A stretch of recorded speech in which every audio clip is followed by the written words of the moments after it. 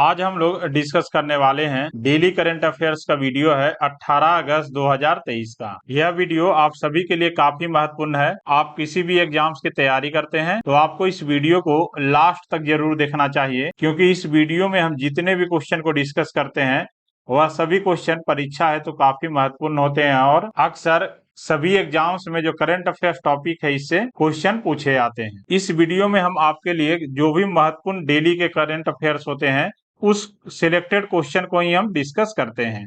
और इस वीडियो में हम आज का करंट अफेयर्स का क्वेश्चन प्लस कल का जो करंट अफेयर्स क्वेश्चन था उसका रिवीजन भी हम लोग करवा देते हैं वन लाइनर के माध्यम से, और कुछ स्टैटिक जीके का जो महत्वपूर्ण क्वेश्चन होता है उसको हम लोग डिस्कस कर लेते हैं।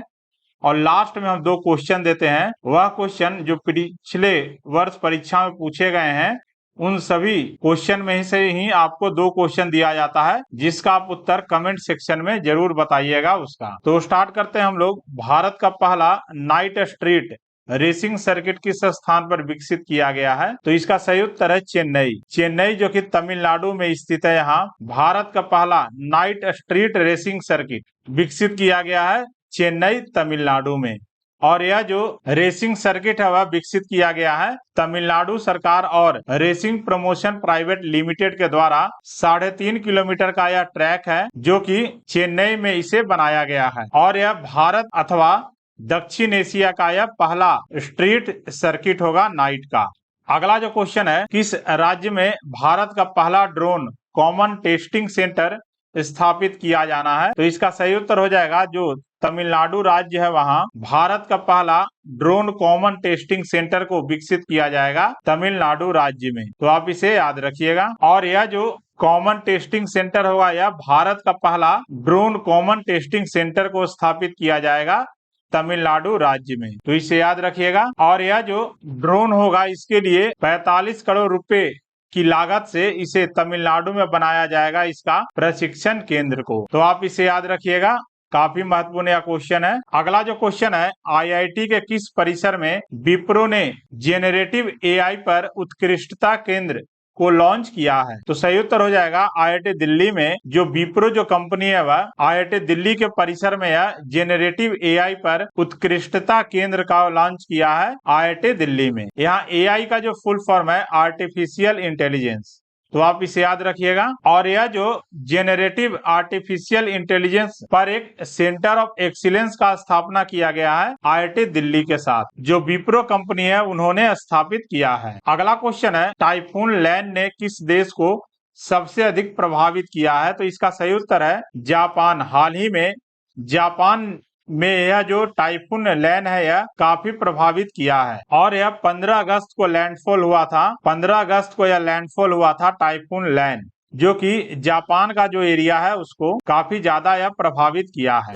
और इसके कारण यह जो टाइफून लैन है इसके कारण करीब 2 लाख से ज्यादा लोग एक जगह से दूसरे जगह शिफ्ट किया गया था यह टाइफून के कारण। तो आप इसे याद रखिएगा, टाइफून लैन। अगला जो क्वेश्चन है, ड्यूस बैंक की रिपोर्ट के द्वारा राजकोषीय स्वास्थ्य रिपोर्ट में कौन सा राज्य सबसे ऊपर है? तो सही उत्तर हो जाएगा महाराष्ट्र राज्य जो है वह ड्यूस बैंक की एक रिपोर्ट के द्वारा राजकोषीय स्वास्थ्य रिपोर्ट में यह सबसे ऊपर है महाराष्ट्र, और इसमें दूसरे नंबर पर है छत्तीसगढ़। तो आप इसे याद रखिएगा, पहला और दूसरा। अगला है, प्रख्यात वैज्ञानिक एमआरएस राव का निधन हो गया है। उन्होंने किस वर्ष पद्म श्री का पुरस्कार जीता था? तो सही उत्तर है यह वर्ष 2010 में इन्हें पद्म श्री का पुरस्कार मिला था। और पद्म श्री जो है वह आम नागरिक को यह दिया जाने वाला यह चौथा सर्वश्रेष्ठ सम्मान है। सबसे पहले नंबर पर आता है भारत रत्न, भारत रत्न है। दूसरे नंबर पर आता है पद्म का अवार्ड में ही आता है पद्म विभूषण। तीसरे नंबर पर आता है पद्म भूषण, और चौथे नंबर पर इसमें आता है पद्मश्री। तो इन्हें वर्ष 2010 में पद्मश्री पुरस्कार से नवाजा गया था। तो आप इसे याद रखिएगा। अगला है क्वेश्चन, किस मंत्रालय ने प्रधानमंत्री उच्चतर शिक्षा अभियान की शुरुआत की है? तो सही उत्तर हो जाएगा इसका शिक्षा मंत्रालय जो है वह हाल ही में प्रधानमंत्री उच्चतर शिक्षा अभियान की शुरुआत की है। तो इसे याद रखिएगा, शिक्षा मंत्रालय के द्वारा। अगला जो क्वेश्चन है, हाल ही में किस देश में बुबोनिक प्लेग के मामलों का पता चला है? तो इसका सही उत्तर है चीन। चीन जो देश है वहाँ बुबोनिक प्लेग के मामलों का यहाँ पता लगा है। तो ये आप याद रखिएगा, अभी ये ट्रेंडिंग में न्यूज है, बुबोनिक प्लेग। और यह जो स्थान है वह चीन के उत्तर क्षेत्र में है, इनर मंगोलिया यानी मंगोलिया में है। चीन का जो उत्तरी क्षेत्र है वहाँ यह ब्यूबोनिक प्लेग जो है इसका 2 केस सामने आया है। और सबसे पहला केस जो मिला था वह 7 अगस्त को यह पहला केस यहाँ मिला था। और WHO जो संस्था, इसके अनुसार ब्यूबोनिक प्लेग जो है वह प्लेग का सबसे आम रूप है, लेकिन वह काफी बेहद खतरनाक महामारी में भी यह बदल सकता है। यह जो प्लेग है यह एक बीमारी है जो कि बैक्टीरियल इन्फेक्शन के कारण होता है, और मध्य युग में इसे ब्लैक डेथ के रूप में भी जाना जाता था। तो आप इसे भी याद रखिएगा। और यह जो मानव शरीर में संक्रमित होने का कारण है, इसका जानवरों से यह फैलता है। जो भी कुतरने वाले जानवर होते हैं उससे यह प्लेग जो बीमारी है यह फैलता है। तो आप इसे याद रखिएगा। यह क्या है? बैक्टीरियल इन्फेक्शन है। तो आप इसे याद रखिएगा। अगला जो क्वेश्चन है, ह्यूमनॉइड रोबोट का नाम क्या है जो मानव की तुलना में बेहतर हवाई जहाज को सुरक्षित रूप से पायलट कर सकता है? तो यह जो रोबोट का नाम है इसका नाम रखा गया है पीबोट। यह रोबोट का नाम है पीबोट। तो आप इसे याद रखिएगा। यह जो रोबोट है वह हवाई जहाज को काफी सुरक्षित यानी मानव की तुलना में काफी सुरक्षित रूप से यह पायलट कर सकता है। तो आप इसे याद रखिएगा। यह रोबोट का नाम है पाइबॉट। और यह जो रोबोट है यह विकसित किया गया है Korea advanced institute of science and technology के द्वारा। इस जो पीबोट रोबोट है इसको विकसित किया गया है। तो आप इसे याद रखिएगा। रोबोट का नाम ज्यादा इंपॉर्टेंट है। अगला जो क्वेश्चन है, हार्वर्ड विश्वविद्यालय के जॉर्ज लेडली पुरस्कार से किसे सम्मानित किया गया है? तो इसका सही उत्तर है राज चेट्टी और माइकल स्प्रंगर को हार्वर्ड विश्वविद्यालय के जॉर्ज लेडली पुरस्कार से इन्हें सम्मानित किया गया है। तो सही उत्तर हो जाएगा इसका, दोनों सही हो जाएगा, ए और बी। तो सही उत्तर हो जाएगा उपरोक्त में से एक से अधिक इसका सही उत्तर हो जाएगा। अगला जो क्वेश्चन है, जुलाई 2023 के लिए ICC player of the month के रूप में किसे सम्मानित किया गया है? तो सही उत्तर इसका है क्रिस वोक्स और एशले गार्डनर को। यह ऑस्ट्रेलिया से बिलोंग करती हैं और क्रिस वोक्स जो है वह इंग्लैंड से बिलोंग करते हैं। तो इन दोनों को ही ICC player of the month जुलाई के लिए इन्हें नामित किया गया है। आईसीसी जो संस्था वह रेगुलेट करती है, जो क्रिकेट जो भी देश खेलते हैं इसको यह रेगुलेट करती है। इसका फुल फॉर्म है इंटरनेशनल क्रिकेट काउंसिल। और यह जो संस्था वह हर मंथ अपना best player of the month के रूप में नामित करता है, जिसमें कि एक होता है award men's player of the month और दूसरा अवार्ड होता है women's player of the month. तो इसे हर महीने प्रकाशित करता है। तो जुलाई महीने में मिला है क्रिस वोक्स और एशले गार्डनर को। तो आप इसे याद रखिएगा। अगर हम बात कर लेते हैं आईसीसी की संस्था की, तो इसका मुख्यालय स्थित है दुबई में और इसका स्थापना हुआ था 15 जून 1909 में। इसके अभी वर्तमान में सीईओ हैं जियोफ अलार्डिस। तो आप इसे याद रखिएगा। और वर्तमान में इसके चेयरमैन हैं ग्रेग बार्कले। तो यह दोनों ज्यादा महत्वपूर्ण है, इसके सीईओ कौन है और इसके चेयरमैन कौन है। तो आप इसे याद रखिएगा। अगला क्वेश्चन है, तरंग शक्ति बहुराष्ट्रीय अभ्यास का आयोजन कौन करेगा? तो भारतीय वायुसेना के द्वारा इस अभ्यास का आयोजन अगले साल किया जाएगा, तरंग शक्ति अभ्यास का। तो इसको याद रखिएगा, भारतीय वायुसेना के द्वारा।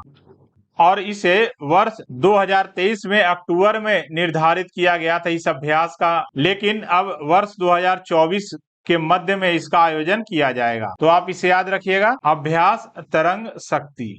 यह तो आज का यह करंट अफेयर्स का न्यूज था। अब हम लोग कल का जो करंट अफेयर्स का न्यूज था उसको हम लोग रिवीजन कर लेते हैं।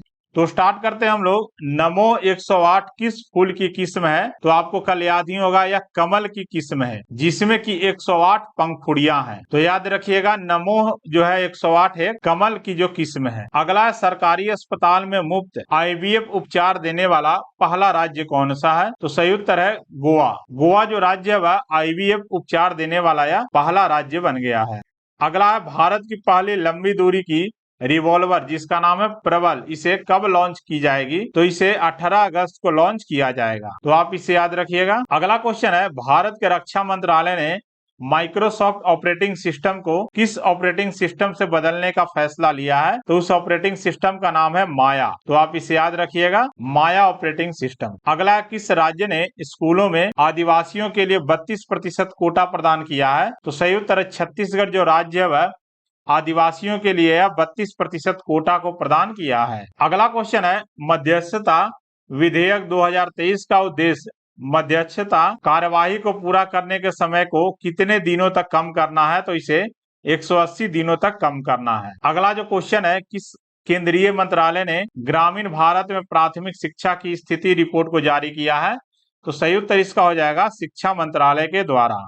अगला क्वेश्चन है, पाकिस्तान के कार्यवाहक प्रधानमंत्री के रूप में किसे नियुक्त किया गया है, तो सही उत्तर है अनवारुल हक काकर को पाकिस्तान के कार्यवाहक प्रधानमंत्री के रूप में नियुक्त किया गया है। अगला है, एलआईसी के प्रबंध निदेशक के रूप में किसे नियुक्त किया गया है, तो सही उत्तर है आर दुरई स्वामी को एलआईसी के प्रबंध निदेशक के रूप में नियुक्त किया गया है। अगला क्वेश्चन है, मणिपुर में राहत की देखरेख के लिए सुप्रीम कोर्ट के द्वारा नियुक्ति सभी महिला पैनल की प्रमुख कौन है, तो सही उत्तर है न्यायमूर्ति गीता मित्तल जो है यह महिला पैनल की प्रमुख है। अगला, पारसी नव वर्ष कब मनाया जाता है, तो इस साल यह मनाया गया है 16 अगस्त को पारसी नव वर्ष, जिसे नवरोज के रूप में भी जाना जाता है। अगला है, भारत के पहले सौर मिशन का नाम क्या है, तो यह सौर मिशन का नाम है आदित्य 11, जिसे सितंबर में इसे इसरो के द्वारा इसे प्रक्षेपित किया जाएगा आदित्य 11 को। यह कुछ करंट अफेयर्स का न्यूज था 17 अगस्त का, हम लोग रिवीजन कर रहे थे इसका।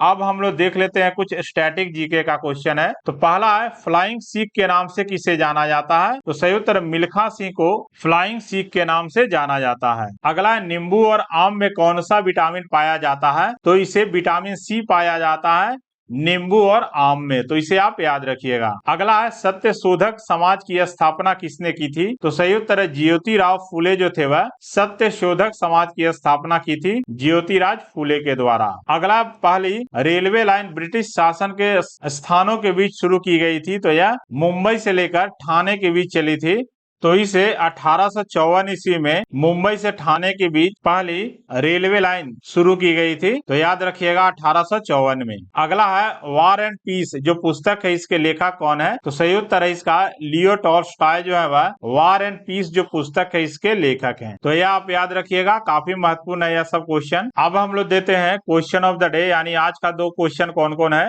तो भारत की प्रथम महिला राज्यपाल कौन थी, तो आप इसे कमेंट सेक्शन में बताइएगा इसका उत्तर क्या होगा। और दूसरा क्वेश्चन है, रामकृष्ण मिशन की स्थापना किसने की थी, तो यह जो दोनों क्वेश्चन है उसका आप उत्तर जो है कमेंट सेक्शन में इसे जरूर बताइएगा। और यह भी बताइएगा कि भारत की जो प्रथम महिला राज्यपाल किस स्टेट की थी, यह दोनों क्वेश्चन का आप उत्तर कमेंट सेक्शन में जरूर बताइएगा। तो वीडियो देखने के लिए धन्यवाद। जय हिंद, जय भारत।